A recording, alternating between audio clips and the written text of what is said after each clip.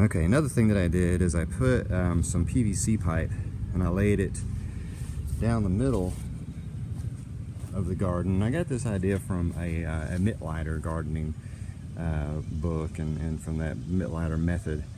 So what I did is I have 4 beds that are kind of staggered, you know, one you know, they kind of butt into each other, and the top one is they're each 8 feet long, so I got 4 of them. So in this top section, of course, this is where the water goes in. You can kind of see how PVC this together with using a 3/4 inch PVC.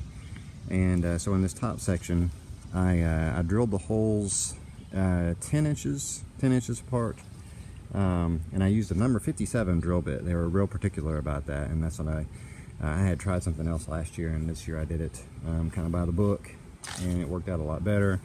And so as it goes on down to the next bed, you can see I did some elbows here, and then in this bed I drilled the holes 8 inches apart, okay, because I knew the pressure would be less as the water goes down. And then of course in this third bed I drilled the holes 6 inches apart, and then in this last bed, of course, I capped them off at the end and I drilled the holes 4 inches apart. So it's kind of hard to see them now, but what I can do is just turn the water on in the morning and turn it on for about 20 minutes and just not worry about it.